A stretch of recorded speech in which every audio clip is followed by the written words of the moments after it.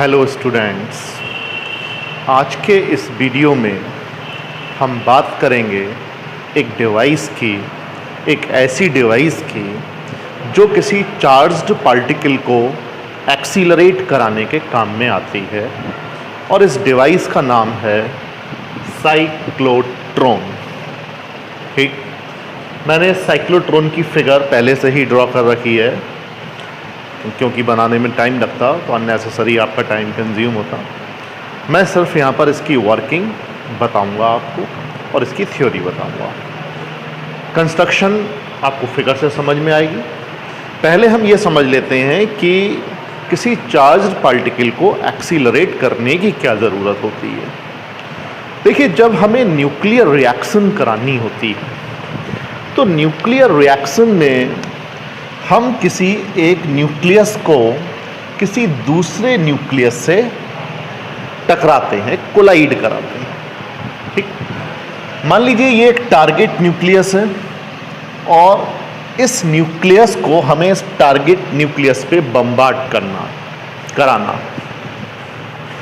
देखिए, जब हम इस न्यूक्लियस को इस टारगेट न्यूक्लियस की तरफ सेंड करते हैं, क्योंकि इस न्यूक्लियस पर भी पॉजिटिव चार्ज होगा और इस न्यूक्लियस पर भी पॉजिटिव चार्ज होगा, तो पॉजिटिव रिपल्सन की वजह से ये टारगेट न्यूक्लियस इस न्यूक्लियस को रिपेल करता है। या कहें कि अगर किसी काइनेटिक एनर्जी के साथ हम इसको टारगेट की तरफ फेंकें तो रिपल्सिव फोर्स की वजह से इस न्यूक्लियस की काइनेटिक एनर्जी कम होती चली जाती है और एक मिनिमम डिस्टेंस पर पहुंचते पहुंचते इसकी काइनेटिक एनर्जी ज़ीरो हो जाती है और ये यहाँ से या तो वापस लौट जाता है या अपनी डायरेक्शन चेंज कर देता है, ये न्यूक्लियस से टकराता नहीं। तो जब तक टारगेट न्यूक्लियस से टकराएगा नहीं, एक न्यूक्लियर रिएक्शन होना पॉसिबल नहीं है।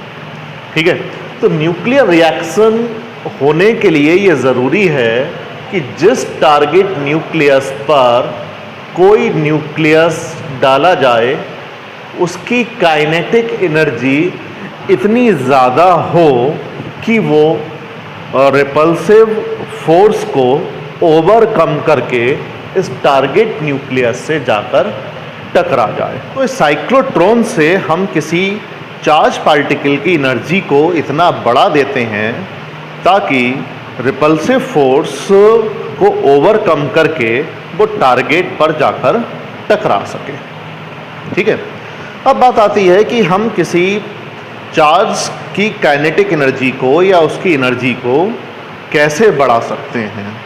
ठीक है, अगर हम किसी चार्ज पार्टिकल को इलेक्ट्रिक फील्ड में रख दें तो इलेक्ट्रिक फील्ड चार्ज पार्टिकल पर फोर्स लगाता है along the direction of electric field. हम पढ़ चुके हैं, अगर चार्ज पॉजिटिव है तो, नेगेटिव है तो opposite to the direction of electric field. Force लगाता है तो वो चार्ज पार्टिकल एक्सीलरेट होता है। एक्सीलरेट होगा तो उसकी स्पीड बढ़ेगी, उसकी वेलोसिटी चेंज होगी, उसकी काइनेटिक एनर्जी बढ़ेगी।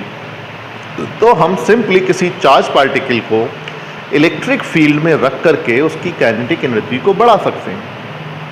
लेकिन दिक्कत क्या आती है, क्या हम थोड़ी सी डिस्टेंस तक इलेक्ट्रिक फील्ड लगा के चार्ज पार्टिकल की काइनेटिक एनर्जी को इतना बढ़ा सकते हैं कि वो रिपल्सिव फोर्स को ओवरकम कर सके या बहुत ज़्यादा काइनेटिक एनर्जी वो एक्वायर कर ले? नहीं, हमें बहुत लंबी डिस्टेंस तक इलेक्ट्रिक फील्ड को लगाना होगा, तब हम कहीं जा कर के किसी चार्ज पार्टिकल की एनर्जी को इतना बढ़ा सकते हैं कि वो रिपल्सिव फोर्स को ओवरकम कर पाए। उसके लिए तो बहुत बड़ा सेटअप की ज़रूरत पड़ेगी, कई किलोमीटर लंबे इलेक्ट्रिक फील्ड की ज़रूरत पड़ेगी, तब कहीं जाकर हम काइनेटिक एनर्जी को बढ़ा सकते हैं। तो कोई एक ऐसा तरीका है कि चार्ज पार्टिकल इलेक्ट्रिक फील्ड में होकर के गुजरे, उसकी काइनेटिक एनर्जी बढ़े और वापस घूम करके फिर उस इलेक्ट्रिक फील्ड में आ जाए, फिर इलेक्ट्रिक फील्ड उस पर धक्का लगाए, वापस घूम के फिर उस इलेक्ट्रिक फील्ड में आ जाए। तो जो बहुत लंबे सेटअप की ज़रूरत पड़ने वाली थी वो एक छोटे से सेटअप में कन्वर्ट हो सकता है। उसी डिवाइस का नाम है ये साइक्लोट्रॉन। इसमें एक चार्ज पार्टिकल पर फोर्स लगाने का काम तो इलेक्ट्रिक फील्ड करता है, काइनेटिक एनर्जी बढ़ाने का काम तो इलेक्ट्रिक फील्ड करता है, जबकि वापस उसको इलेक्ट्रिक फील्ड में धकेलने का काम मैग्नेटिक फील्ड करता है। इसमें अगर आप देखें, पहले हमने ये दो मैग्नेटिक पोल्स लगा रखे हैं, ये नॉर्थ पोल है, ये साउथ पोल है। इससे हमें एक वर्टिकल डायरेक्शन में मैग्नेटिक फील्ड मिलता है। साथ ही साथ ये जो आपको सेमी सर्कुलर, एक सेमी सर्कुलर ये है और एक सेमी सर्कुलर, ये दो, इसको डीज बोलते हैं क्योंकि डी की शेप में होते हैं। तो एक डी ये है और एक डी ये है, ठीक है। ये सेमी सर्कुलर है, मेटालिक हैं और हॉलो हैं, ठीक है। हॉलो, मेटालिक, इनको डीज बोलते हैं। और इन डीज के बीच में एक हमने अल्टरनेटिंग इलेक्ट्रिक फील्ड लगाई हुई है। अल्टरनेटिंग इलेक्ट्रिक फील्ड एक पर्टिकुलर टाइम इंटरवल के बाद इलेक्ट्रिक फील्ड की डायरेक्शन चेंज होती रहती है। अगर किसी इंस्टेंट पर इलेक्ट्रिक फील्ड की डायरेक्शन इनिशियली मान लीजिए D2 से D1 की तरफ है, तो थोड़ी देर के बाद D1 से D2 की तरफ होगी, फिर उतने ही टाइम इंटरवल के बाद वो D2 से D1। एक अल्टरनेटिंग इलेक्ट्रिक फील्ड है, एक डेफिनेट इंटरवल ऑफ टाइम के बाद इस इलेक्ट्रिक फील्ड की डायरेक्शन चेंज होती रहती है, ठीक है। इन दोनों डीज के बीच में थोड़ा सा गैप है। जिस चार्ज पार्टिकल को हमें एक्सीलरेट कराना होता है, उस चार्ज पार्टिकल को हम इन दोनों डीज के बीच में जो गैप है उसके सेंटर पे रख देते हैं, ठीक है। क्योंकि मैग्नेटिक फील्ड रुके हुए चार्ज पर फोर्स नहीं लगाता, तो मैग्नेटिक फील्ड इस चार्ज पर कोई फोर्स नहीं लगाता, ठीक। लेकिन हॉरिजॉन्टल डायरेक्शन में इलेक्ट्रिक फील्ड है, ये जो ऑसिलेटर हमने लगाया हुआ है इसकी वजह से, ठीक। मान लीजिए इलेक्ट्रिक फील्ड की डायरेक्शन इनिशियली ये D2 से D1 की ओर है, ठीक है। या हम कहें कि D2 हायर पोटेंशियल पर है और D1 लोअर पोटेंशियल पर है इनिशियली, जिसकी वजह से इलेक्ट्रिक फील्ड की डायरेक्शन D2 से D1 की तरफ है। अगर चार्ज पॉजिटिव है तो इस चार्ज पर फोर्स लगेगा along the direction of field, और ये चार्ज फोर्स की वजह से ये D1D में एंटर कर जाएगा। चूँकि मैग्नेटिक फील्ड वर्टिकल है और चार्ज पार्टिकल मैग्नेटिक फील्ड में एंटर कर रहा है परपेंडिकुलरली, तो हम पढ़ चुके हैं पिछले टॉपिक में कि जब भी कोई चार्ज पार्टिकल मैग्नेटिक फील्ड के परपेंडिकुलर एंटर करता है तो उसका पाथ सर्कुलर हो जाता है, और उस सर्कुलर पाथ की जो रेडियस होती है वो mv/qv होती है। टाइम पीरियड 2πm/qv होता है, जो कि रेडियस पे और चार्ज पार्टिकल की स्पीड पर डिपेंड नहीं करता है, ठीक। तो जैसे ही ये चार्ज पार्टिकल D1 में एंटर करेगा, इसका पाथ मैग्नेटिक फील्ड में सर्कुलर हो जाएगा। तो ये सर्कुलर पाथ परफॉर्म करेगा, चूंकि D सेमी सर्कुलर है, तो सेमी सर्कुलर पाथ परफॉर्म करके ये D से बाहर निकल आएगा, ठीक। जितनी देर में charge particle semi circular path को परफॉर्म करके D से बाहर आता है, ठीक उतनी ही देर में ये इलेक्ट्रिक फील्ड की डायरेक्शन इन्वर्ट हो जाती है, ठीक है। ये मैचिंग होती है, बिल्कुल एग्जैक्ट मैचिंग, कि जितनी देर में charge particle semi circular path perform करके बाहर आएगा, उतनी ही देर में यहाँ पर इलेक्ट्रिक फील्ड की डायरेक्शन चेंज हो जानी है। यानी इलेक्ट्रिक फील्ड अगर इस तरह से अल्टरनेटिंग है तो इतने टाइम में डायरेक्शन चेंज होनी है, ठीक है ना। इतने टाइम में इलेक्ट्रिक फील्ड की डायरेक्शन चेंज हो जाएगी। अब इलेक्ट्रिक फील्ड की डायरेक्शन चेंज हुई। देखिए, पहले इलेक्ट्रिक फील्ड ने चार्ज पार्टिकल पर फोर्स लगाया था, उस समय चार्ज पार्टिकल रेस्ट में था, ठीक है। फोर्स लगाया, एक्सीलरेट हुआ, चार्ज पार्टिकल ने कुछ स्पीड को गेन किया, ठीक है। क्योंकि मैग्नेटिक फील्ड जब चार्ज पार्टिकल पर फोर्स लगाता है तो उसकी स्पीड नहीं बढ़ती है, ये हम पढ़ चुके हैं। तो इस डी के अंदर ये कांस्टेंट स्पीड से मूव करता है और उस स्पीड के साथ ये डी से बाहर निकलता है। जैसे ही ये डी से बाहर निकला, इलेक्ट्रिक फील्ड की डायरेक्शन रिवर्स हुई। इलेक्ट्रिक फील्ड ने चार्ज पार्टिकल पर फिर फोर्स लगाया ठीक है ना। लेकिन इस बार एक ऐसे चार्ज पार्टिकल पर फोर्स लगाया जिसके पास ऑलरेडी कुछ स्पीड है, अब जब कुछ स्पीड है उस पर फिर फोर्स लगा along the direction of field, लेकिन इस बार फोर्स लगा टुवर्ड्स d2। तो ये चार्ज पार्टिकल d2 में जाएगा लेकिन कुछ हायर स्पीड के साथ। जब हायर स्पीड के साथ जाएगा b थोड़ा सा बढ़ जाएगा, तो सर्कुलर पाथ की रेडियस भी थोड़ी सी बढ़ जाएगी, तो वो कुछ ज़्यादा रेडियस के साथ सेमी सर्कुलर पाथ परफॉर्म करेगा। देखिए b बढ़ गया, r बढ़ गया, लेकिन टाइम उसको उतना ही लगेगा जितना पहले लगा था, बिकॉज t जो है वो r और b पर डिपेंड नहीं करता है। अब सेमी सर्कुलर पाथ इसने दोबारा परफॉर्म किया d2 में, यहाँ पर पहुँच गए। यहाँ तक पहुँचते हुए एक बार फिर इलेक्ट्रिक फील्ड की डायरेक्शन रिवर्स हो गई, यानी वापस d2 हायर पोटेंशियल पर हो गया और d1 लोअर पोटेंशियल पर हो गया। इलेक्ट्रिक फील्ड की डायरेक्शन एक बार फिर d2 से d1 की तरफ हो गई। इलेक्ट्रिक फील्ड की डायरेक्शन एक बार फिर d2 से d1 की तरफ हुई, तो जितनी देर में इसने सेमी सर्कुलर पाथ परफॉर्म किया उतनी देर में इलेक्ट्रिक फील्ड की डायरेक्शन रिवर्स हुई। अब इलेक्ट्रिक फील्ड फिर फोर्स लगाएगा चार्ज पार्टिकल पर, लेकिन अब ऐसे चार्ज पार्टिकल पर फोर्स लगाएगा जिसकी स्पीड पहले के कंपैरिजन में थोड़ी सी बढ़ गई है। तो इस तरह से जैसे जैसे चार्ज पार्टिकल डीज को चेंज करता जाता है, हर बार जब चार्ज पार्टिकल डी से बाहर आता है तो वो पहले के कंपैरिजन में कुछ हायर स्पीड के साथ बाहर आता है और इलेक्ट्रिक फील्ड दोबारा से उसकी स्पीड को बढ़ा देता है, क्योंकि वो along the direction of field उस पर फोर्स लगाकर एक्सीलरेट करता है। इस वजह से जैसे जैसे चार्ज पार्टिकल डीज को चेंज करता जाता है, उसकी रेडियस बढ़ती जाती है सर्कुलर पाथ की, उसकी स्पीड बढ़ती जाती है और उसकी काइनेटिक एनर्जी बढ़ती जाती है। ठीक है, अब उसकी एनर्जी जब बहुत ज़्यादा बढ़ती चली जाती है, उसकी स्पीड बहुत ज़्यादा बढ़ती चली जाती है, तो comparable to the speed of light आने से पहले ही हमें इस चार्ज पार्टिकल को डी से बाहर निकाल लेना होता है। तो एक डी में एक विंडो बनी रहती है, उस विंडो के जरिए इस चार्ज पार्टिकल को बाहर निकालते हैं और किसी टारगेट पर हिट कर देते हैं। ठीक है, बात ये आती है क्या इस साइक्लोट्रॉन की हेल्प से हम किसी चार्ज पार्टिकल की स्पीड को स्पीड ऑफ लाइट तक पहुंचा सकते हैं क्या? तो इसका जवाब है नहीं, क्योंकि अगर हम किसी चार्ज पार्टिकल को इतना ज़्यादा एक्सीलरेट कर दें कि उसकी speed comparable to the speed of light हो जाए, तो एक आइंस्टीन की थ्योरी ऑफ रिलेटिविटी है जो अभी आप आगे चल के पढ़ेंगे, उसमें जो रेस्ट मास और मूविंग मास होता है, देखिए हम क्लासिकल फिजिक्स में पढ़ते हैं कि किसी भी पार्टिकल का मास कांस्टेंट रहता है, जबकि वास्तव में जब कोई particle comparable to the speed of light move करता है तो उसका मास बढ़ने लगता है। ठीक है, यानी किसी भी पार्टिकल का रेस्ट मास मिनिमम होता है, जब वो रुका हुआ है तो उसका मास मिनिमम है, लेकिन जब वो चलने लगता है कि 10 मीटर पर सेकंड की स्पीड से चलेगा तो मास बढ़ने लगेगा।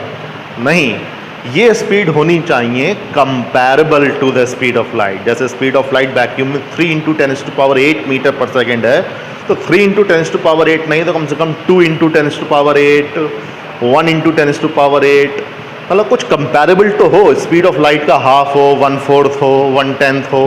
तो comparable to the speed of light जब कोई पार्टिकल पहुंचता है तो उसका मास बढ़ने लगता है, और जब मास बढ़ने लगता है पार्टिकल का, तो ये जो T = 2πm/qb है, इस रिलेशन से जो D में लगने वाला टाइम है वो बढ़ने लगेगा।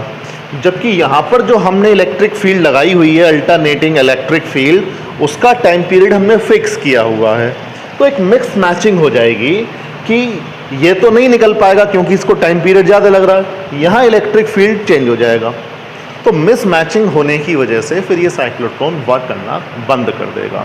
इसीलिए मास के बढ़ने से पहले ही हमें चार्ज पार्टिकल को टारगेट पर हिट कर देना होता है। जरा ये मास वाला एक बात आप समझ लीजिए, क्या है ये। देखिए, आइंस्टीन की थ्योरी ऑफ रिलेटिविटी के according m is equal to M naught upon under root 1 minus V square upon C square. एक रिलेशन होता है, यहाँ पर जो m ज़ीरो है वो किसी पार्टिकल का रेस्ट मास है, जबकि m पार्टिकल का मूविंग मास है। ठीक है, अब जरा देखते हैं m upon M not 1 upon, मान लीजिए जो v की वैल्यू है वो c अपॉन 2। फॉर एग्जाम्पल जो पार्टिकल की स्पीड है वो speed of light in vacuum से हाफ है, तो v की जगह जरा मैं c अपॉन 2 लगाता हूँ, तो 1 माइनस सी अपॉन टी लगाओगे तो C square by 4, C square से सी स्क्वायर कैंसिल हो गया, तो m upon M naught is equal to 1 upon under root 4 minus 1 that is 3 upon 4। तो ये सॉल्व करके आएगा m upon M naught is equal to 1 upon root 3 2। ठीक है, तो m upon M naught is equal to 2 और root 3 की value होती है 1.732। देखिए m नॉट मैंने आपको बताया था ये रेस्ट मास है और m इज द मूविंग मास, तो आप देख रहे हैं m की वैल्यू m नॉट से ज़्यादा हो जाती है। ठीक, तो जब पार्टिकल स्पीड ऑफ लाइट की हाफ स्पीड से ट्रेवल करना स्टार्ट किया तो मूविंग मास में और रेस्ट मास में ये रिलेशन आ गया। ठीक, इस फॉर्मूले का डेरिवेशन आप हायर क्लासेस में पढ़ेंगे। फिलहाल मैंने आपको ये बताया है कि किसी भी पार्टिकल के मूविंग मास में और रेस्ट मास में डिफरेंस होता है, लेकिन तब जब particle comparable to the speed of light move करे। तो ये एक साइक्लोट्रॉन की लिमिटेशन है कि इसमें हम किसी पार्टिकल को इतना एक्सीलरेट नहीं कर सकते कि उसकी speed comparable to the speed of light पहुंच सके, क्योंकि अगर उसकी speed comparable to the speed of light पहुंचती है तो इस रिलेशन के अकॉर्डिंग पार्टिकल का मास बढ़ने लगता है और सेमी सर्कुलर डी में उसका टाइम बढ़ने लगता है और एक मिसमैचिंग हो जाती है और साइक्लोट्रॉन वर्क करना बंद कर देता है। कुछ और लिमिटेशंस भी हैं इसकी, आप समझ सकते हैं, क्योंकि इलेक्ट्रिक फील्ड पार्टिकल पर फोर्स लगा रहा है तभी ये वर्क कर पा रहा है और इलेक्ट्रिक फील्ड चार्ज पार्टिकल पर ही फोर्स लगाता है। तो क्या हम इससे न्यूट्रॉन को एक्सीलरेट कर सकते हैं क्या? नहीं, हम न्यूट्रॉन को एक्सीलरेट नहीं कर सकते, क्योंकि अगर हम न्यूट्रॉन को डी के सेंटर पर रख देंगे तो इलेक्ट्रिक फील्ड न्यूट्रॉन को किसी भी डी में धकेल नहीं पाएगा, क्योंकि न्यूट्रॉन पर चार्ज नहीं होता है। क्या इलेक्ट्रॉन को भी एक्सीलरेट कर सकते हैं क्या? देखिए, ज़्यादातर बुक्स में दिया है कि हम इलेक्ट्रॉन्स को एक्सीलरेट नहीं कर सकते। देखिए, इलेक्ट्रॉन को एक्सीलरेट तो कर सकते हैं, क्योंकि आप इलेक्ट्रॉन को रखेंगे तो इलेक्ट्रॉन पर भी फोर्स लगेगा, इलेक्ट्रॉन भी, लेकिन इलेक्ट्रॉन को हम उतनी एनर्जी तक एक्सीलरेट नहीं कर सकते जितनी एनर्जी तक हम प्रोटॉन या हैवी पार्टिकल्स, अल्फा पार्टिकल जैसे पार्टिकल्स को कर सकते हैं। देखिए, क्योंकि प्रोटॉन का मास इलेक्ट्रॉन के मास के कंपैरिजन में लगभग 1800 गुना ज़्यादा होता है और अल्फा पार्टिकल तो प्रोटॉन के कंपैरिजन में भी 4 गुना ज़्यादा भारी होता है। तो अगर हम किसी पार्टिकल की एनर्जी को बहुत ज़्यादा बढ़ाना चाहें, मान लीजिए हमने एक अल्फा पार्टिकल को एक्सीलरेट किया किसी सेब्रल एनर्जी तक, अगर हम उतनी ही एनर्जी तक इलेक्ट्रॉन को चाहें कि एक्सीलरेट कर दें, तो चूंकि इलेक्ट्रॉन का मास अल्फा पार्टिकल के मास के कंपैरिजन में बहुत ज़्यादा कम है, तो हमें उतनी ही काइनेटिक एनर्जी तक पहुंचाने के लिए उसकी स्पीड को बहुत ज़्यादा बढ़ाना पड़ेगा। ठीक है ना? और स्पीड को आप ज़्यादा बढ़ाने की कोशिश करेंगे तो फिर इस वाले रिलेशन से मिसमैचिंग होने लगेगी, क्योंकि उसका मास बढ़ने लगेगा। इसीलिए हम इलेक्ट्रॉन को बहुत ज़्यादा काइनेटिक एनर्जी तक इस साइक्लोट्रॉन से एक्सीलरेट नहीं कर सकते। ठीक है ना? तो कुछ लिमिटेशंस इसकी बन जाती हैं कि भाई हम comparable to the speed of light तक नहीं पहुंचा सकते, हम न्यूट्रॉन को एक्सीलरेट नहीं कर सकते, हम इलेक्ट्रॉन को बहुत ज़्यादा एनर्जीज तक एक्सीलरेट नहीं कर सकते। ये कुछ इसकी लिमिटेशंस हैं। तो ये कंस्ट्रक्शन हो जाती है। देखिए, 5 नंबर में CBSE में ये क्वेश्चन कई बार आ चुका है और आता भी है।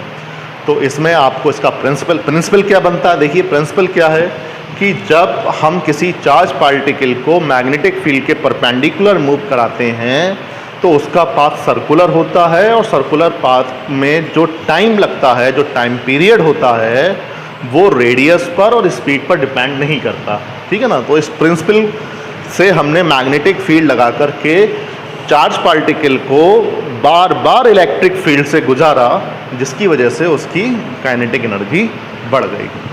ठीक है, तो प्रिंसिपल आप देंगे, उसके बाद इसकी कंस्ट्रक्शन देंगे, उसके बाद इसकी थ्योरी जो मैंने आपको बताई कि किस तरह से टाइम पीरियड डिपेंड नहीं करता है रेडियस पर और स्पीड पर, आप वो दे सकते हैं। फिर उसके बाद इसकी वर्किंग देंगे जो मैंने आपको बताई, और वर्किंग के बाद में फिर आप इसकी 3 या 4 लिमिटेशंस देंगे। ठीक है, तो ये पूरा लॉन्ग क्वेश्चन CBSE में बहुत आता है, ISC में भी आता है और बहुत इंपॉर्टेंट क्वेश्चन है, UP बोर्ड में भी आता है।